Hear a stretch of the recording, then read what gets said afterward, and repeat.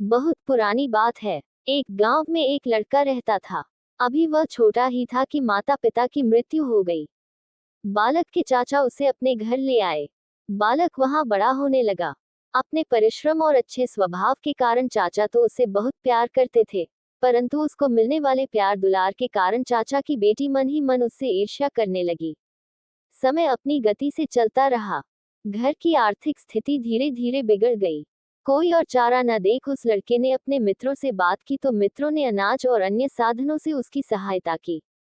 बालक के संपन्न मित्र कठिनाई पड़ने पर उसकी सहायता करते रहते थे। परिस्थितियां ऐसी बनी, धीरे धीरे उनके परिवारों का कर्ज बढ़ता रहा। मित्रों के परिवारों से लिया कर्ज उस बालक को व्यथित करता था। एक दिन उस बालक ने अपने चाचा से बात की और कर्ज चुकाने के लिए क्या किया जाए, इसके संबंध में विचार विमर्श किया। चाचा अपनी अस्वस्थता को घर के बुरे समय के लिए कारण मानते थे। इस कारण बालक की चिंता से बहुत परेशान हुए। बालक ने उनको सांत्वना दी और समझाया, परिवार पर जब कष्ट आता है तो उसे दूर करने की जिम्मेदारी घर के हर सदस्य की होती है। अब चाचा जी, मैं तो आपके अतिरिक्त किसी को अपना पिता नहीं मानता। अगर आप मुझे अपना मानते हैं तो अपने इस बेटे को बताएं कि मैं क्या करूं कि घर की स्थिति सुधर जाए। बालक की बात सुनकर चाचा भावविह्वल हो उठे और उसके सिर पर हाथ फेरकर बोले कि अगर ज्वार की खेती करना संभव हो तो एक ही बार में कर्ज का बड़ा हिस्सा चुका सकते हैं। बालक ने चाचा से ज्वार की अच्छी फसल पाने के उपाय पूछे और भरपूर फसल उगाने का दृढ़ निश्चय कर काम में जुट गया। उस दिन से उसका अधिकांश समय खेतों में ही व्यतीत होता था। ठंड, धूप, आंधी, पानी, रात दिन किसी की भी परवाह नहीं थी उसे। वह तो बस पूरी मेहनत करने में जुटा रहता था, ताकि खेतों से जब वह ज्वार की फसल घर लाए तो अनाज का गोदाम इस तरह भर जाए कि चाचा अपने सारे कष्ट भूल जाएं और सारा कर्ज चुकता हो जाए। कितना समय बीत गया, इसका पता उस बालक को तब चला जब उसके खेतों में ज्वार की फसल पककर तैयार हो गई। खेतों में जहां तक दृष्टि जाती थी, पकी फसल का सुनहरी रंग दिखाई देता था। पूरे गांव में किसी के भी खेतों में ऐसी फसल नहीं थी। चाचा भी अपने बच्चे के परिश्रम की प्रशंसा सुनकर गर्व से भर उठता था। पकी फसल खेतों में अधिक समय तक नहीं रखी जा सकती। आंधी पानी के साथ साथ जंगली जानवरों द्वारा भी फसल नष्ट होने का खतरा था, परंतु अकेले सारा अनाज काटकर खलिहानों तक लाना, कोठार में अन्न भंडारण कर पाना बालक के लिए अत्यंत कठिन कार्य था। गांव में सब अपने अपने कार्य में जुटे थे। यूं भी इनके खेतों में उपजे अनाज को देखकर सभी में ईर्ष्या का कुछ न कुछ अंश तो दिखाई दे रहा था। इसलिए बहुत आग्रह करने पर भी सबने, बाद में देखेंगे, अभी अपना काम तो कर लें। हमारे तो खेतों में काम यूं भी कम है, तुम्हारे लिए तो बहुत समय चाहिए, कहकर लगभग न में उत्तर दे ही दिया। निरुपाय होकर उसने अपनी चचेरी बहन से खेतों में चलकर सहायता करने के लिए कहा। बहन ने निरादरपूर्ण स्वर में मना कर दिया और अपने संपन्न मित्रों को ही सहायता के लिए बुलाने और स्वयं से किसी भी प्रकार की सहायता की अपेक्षा न रखने को कहा। बहन के कलहप्रिय स्वभाव को वह जानता था, इसलिए उसने चुपचाप सिर झुकाया और जी अच्छा कहकर मित्रों को बुलाने चला गया। उसके जी अच्छा में बहन को उस लड़के के घमंडी होने का आभास लगा।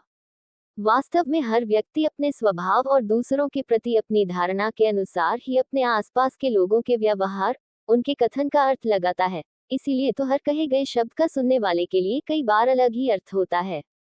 खेतों में लहलहाते फसल को अपने अनाज भंडार में लाकर लोगों के ऋण से मुक्त होकर एक अच्छा जीवन जीने का सपना देखने वाले उस लड़के ने मन ही मन नाप तौलकर जान लिया था कि उसकी बहन कितनी भी विवाद प्रिय हो, पर उसने ठीक ही कहा कि मित्रों की सहायता लेकर काम को निपटाए, क्योंकि हम दोनों भाई बहन मिलकर फसल काटेंगे और अन्न भंडार में रखेंगे तो लगभग 20-25 दिन लग जाएंगे, शायद अधिक भी लग जाएं, परंतु हम पांचों मित्रों को 10 दिन से अधिक समय नहीं लगेगा। हाँ, सभी मित्रों तक पहुंचकर उनको बुलाने में अवश्य 4-5 दिन लग जाएंगे। गांव वापस पहुंचने में उसे 4 दिन लगे, मगर वह प्रसन्न था, क्योंकि सभी मित्र खेतों में काम करने वाले अपने कुशल कार्यकर्ताओं को भी साथ ले आए थे। वह जानता था अब तो पूरे कार्य में सप्ताह भी नहीं लगेगा। अत्यंत प्रसन्न मन से वह सीधा अपने खेतों की ओर गया, क्योंकि उसके मित्र भी उसके परिश्रम का परिणाम अपनी आंखों से देखना चाहते थे और अनाज भंडारण का काम भी जल्दी प्रारंभ करना चाहते थे।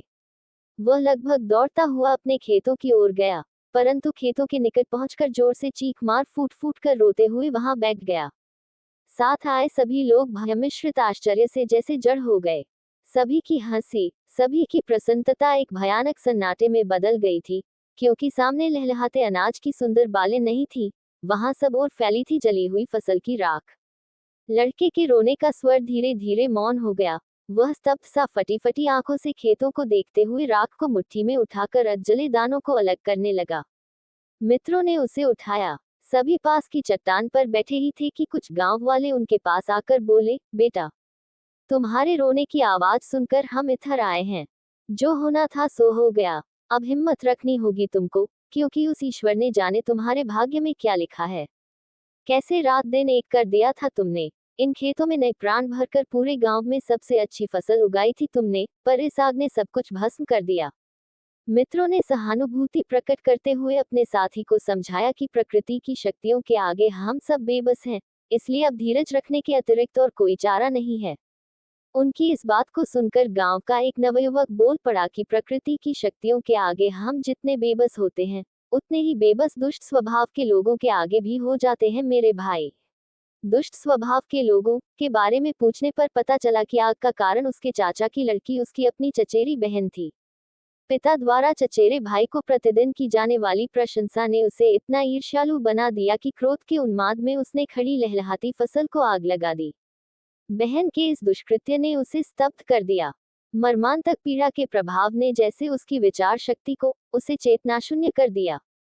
रात के गहरे अंधकार में अचानक वह जागा और सबको सोता छोड़ बिना कुछ कहे चल पड़ा। उसे सुख दुख, थकान, भूख प्यास किसी का आभास ही नहीं था। वह चल रहा था, कहाँ जाना है, क्या करना है, कोई भी विचार उसके मन में नहीं था। बस वह तो चलता जा रहा था। चलते चलते नागालैंड की ऊंची चोटी जापफू की पर्वत श्रेणियों को पार कर अपने गांव से बहुत दूर निकल गया। जापफू पर्वत श्रृंखलाओं के इस पार के गवेमा गांव में दो मित्र रहते थे, पफुखा और सीखा। दोनों मित्रों में पफुखा के दो पुत्र और एक पुत्री थी। सीखा के अपनी कोई संतान नहीं थी। वह और उसकी पत्नी पफुखा के बच्चों को ही अपनी संतान मानते थे। दोनों मित्र प्रत्येक कार्य में एक दूसरे का हाथ बटाते थे, सुख दुख में एक दूसरे का साथ देते थे। पफूखा और सीखा लकड़ी काटने के लिए जंगल में गए तो बातें करते हुए घने पेड़ों के बीच पहुंच गए। वहां दोनों मित्रों ने खाना खाया, फिर थोड़ी देर सुस्ताने के बाद दोबारा लकड़ी काटने में जुट गए। लकड़ी काटते काटते उन्होंने सुना, कोई बहुत ही सुरीले स्वर में दर्द भरा गीत गा रहा है। घने जंगल में गीत के मीठे उदास स्वरों ने उन्हें बांध सा दिया था। दोनों मित्रों ने एक दूसरे की आंखों में देखा, फिर मौन स्वीकृति ले अपने अपने काम को वहां रोक उस सुरीली आवाज की ओर चल पड़े। लकड़ी काटने की ठक ठक की ध्वनि के रुकते ही गीत के स्वर भी घने जंगल में गुम हो गए। दोनों मित्रों ने आसपास बहुत खोजा पर कहीं भी कोई नहीं मिला।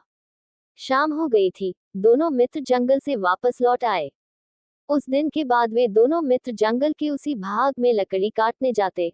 रोज उन्हें दर्द भरे सुरीले स्वर सुनाई देते, परंतु आवाज के स्रोत को वे नहीं खोज पाते थे, क्योंकि बड़ा अजीब सा संयोग था कि जब तक वे दोनों लकड़ी काटते रहते गीत के स्वर भी पूरे जंगल में गूंजते, परंतु कार्य रुकते ही वे स्वर भी लुप्त हो जाते। लगभग 4 दिन इसी तरह बीत गए। 5वें दिन दोनों मित्रों ने आपस में सलाह की। उस दिन एक मित्र ने लकड़ियां काटना प्रारंभ किया। जब सुरीले गीत के स्वर वातावरण में गूंजने लगे, तब दूसरा मित्र चुपचाप उस गीत के गायक को खोजने निकल पड़ा। आखिरकार वह उस बड़े पेड़ के नीचे आकर खड़ा हुआ। उसने ऊपर देखा तो वहां एक किशोर बालक आंखें बंद किए पूरी तन्मयता से गाने में मगन था।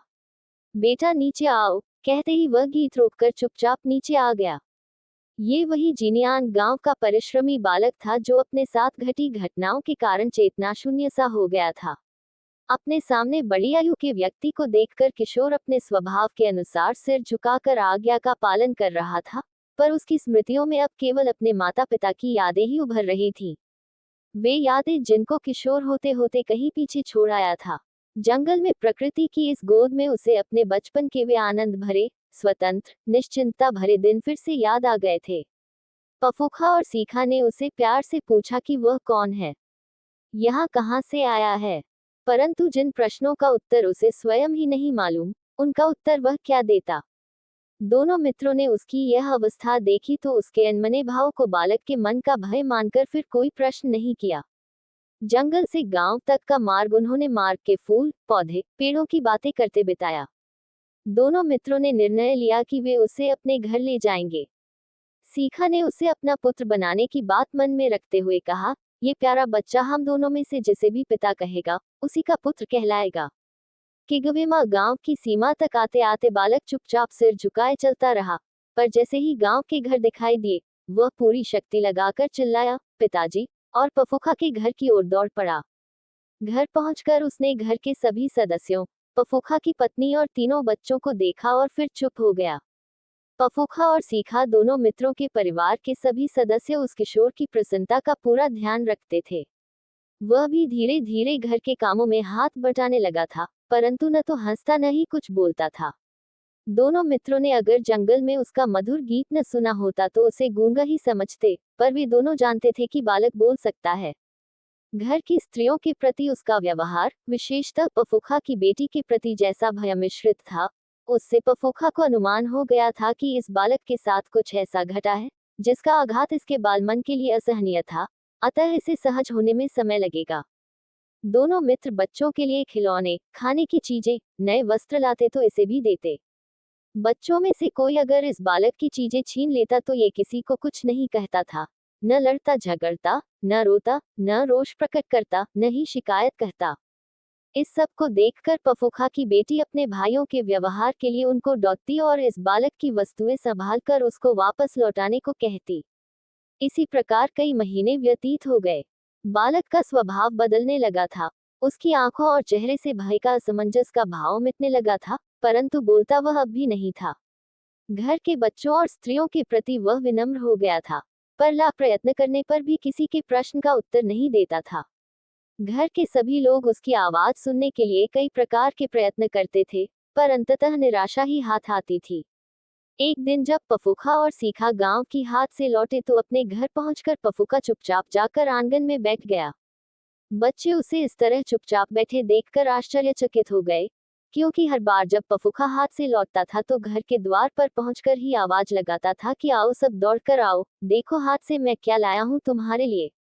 पर आज सामान तो लाए हैं, परंतु बोल नहीं रहे। शायद कुछ बुरा, कोई दुर्घटना तो नहीं घटी। इस सोच ने सभी को परेशान कर दिया। पफूखा की पत्नी जलपान लेकर पति के पास गई तो चारों बच्चे भी डरते डरते उसके पीछे पीछे आंगन में आ गए। पफूखा ने जलपान किया और पत्नी से बोला, मैं हर बार हाट से अपने चारों बच्चों के लिए चुन चुन कर उनकी मनपसंद चीजें लाता हूँ और ये सब लेकर अपनी दुनिया में मगन हो जाते हैं। मुझे इतना बोझा ढोने, इतना थकने के बाद क्या मिलता है? कुछ भी नहीं। इसलिए मैंने निर्णय किया है कि मेरे बच्चों में जो भी यह कहेगा कि आप हमारे लिए क्या लाए, मैं उसे ही उसको मनपसंद वस्तु दूंगा। पर अंत में उसे ये भी कहना होगा कि पिताजी, आपका ये उपहार पूरी दुनिया का सबसे प्यारा उपहार है। पत्नी ने भी पति की हाँ में हाँ मिलाते हुए कहा, आप बिल्कुल ठीक कहते हैं। चलो बच्चों, अपने पिताजी की बात आपने सुन ली, अब अपना काम करो। माँ की बात अभी पूरी भी नहीं हुई थी कि उनकी बेटी दौड़कर पिता के गले से लिपटकर बोली, पिताजी, आप दुनिया के सबसे अच्छे पिता हैं और आपके लाए हुए उपहार दुनिया के सबसे अच्छे उपहार हैं। पिता ने बेटी के माथे को चूमकर उपहार में खिलौने और फल दिए। इससे पहले कि पफूखा के दोनों बेटे आगे आते, वह किशोर दौड़कर पफूखा के गले से लिपटकर रोते हुए बोला, पिताजी आप हमारे लिए क्या लाए हैं? पूरा घर उसकी आवाज सुनकर आनंद से भर गया। पूरे 10 महीने बाद सबने उसकी आवाज सुनी थी। किशोर वही पफूखा और उसको पत्नी के पास बैठकर फफक फफक कर रो उठा, क्योंकि इसे एक वाक्य, पिताजी आप हमारे लिए क्या लाए हैं, ने उसकी पुरानी स्मृतियां वापस लौटा दी थी। उसे पफूखा और उसको पत्नी में अपने माता पिता दिखाई दे रहे थे। पफूखा के परिवार के सभी सदस्यों ने उसे घेर लिया। माता पिता और भाई बहनों का प्यार पाकर वह गदगद हो उठा और बोला, माँ पिताजी, आप तो सदा ही हम बच्चों को उपहार देते हैं। आज आपका ये बेटा भी आपको एक छोटा सा उपहार देना चाहता है। आप स्वीकार करेंगे क्या? सभी एक स्वर में बोल उठे, स्वीकार करेंगे। किशोर का सुरीला गीत पूरे घर में गूंजने लगा। अब उसके गीत में दर्द नहीं, केवल आशा और विश्वास के स्वर थे। वह पूरी तन्मयता से गा रहा था। उस गीत में अपनों से मिलने का आनंद था, उल्लास था। गीत के स्वर सीखा के घर तक भी पहुंचे। सीखा ने उस स्वर की मिठास को पहचान लिया और अपनी पत्नी के साथ लगभग दौड़ता हुआ सा पफूखा के घर पहुंचा। वहां का दृश्य देखकर वे दोनों भी आनंद विभोर हो उठे। जीनियान गांव के उस किशोर के पास उसके बचपन की स्मृतियां लौट आई थी। किसी भी दुष्कर्म की याद उसे नहीं थी। सारी बुरी यादें जापफू पर्वत श्रृंखलाओं के दूसरी ओर कहीं पीछे छूट चुकी थी। अब वह किगवेमा में पफुखा परिवार का बेटा था। उसके गीतों की मिठास सबको आशा और विश्वास का संदेश देती थी और सीखा चाचा द्वारा सिखाई टोकरियों और डलिया बनाने की कुशलता उसकी कल्पनाओं के रंगों से रंगकर इतना अद्वितीय रूप ले लेती थी कि घरों में उसकी बनाई टोकरियों का होना गौरव की बात समझी जाने लगी थी। पफूखा और सीखा द्वारा एक अनजान बच्चे को स्नेह और अपनेपन के उपहार द्वारा नया जीवन मिला। ऐसा जीवन जिसने दो परिवारों को ही नहीं, पूरे समाज को अपने गुणों की मधुर सुगंध पावन उपहारों से भर दिया। पफूखा और सीखा के उस पुत्र की कथा आज भी नागा समाज के बड़े बुजुर्ग प्रेम से सुनाते हैं।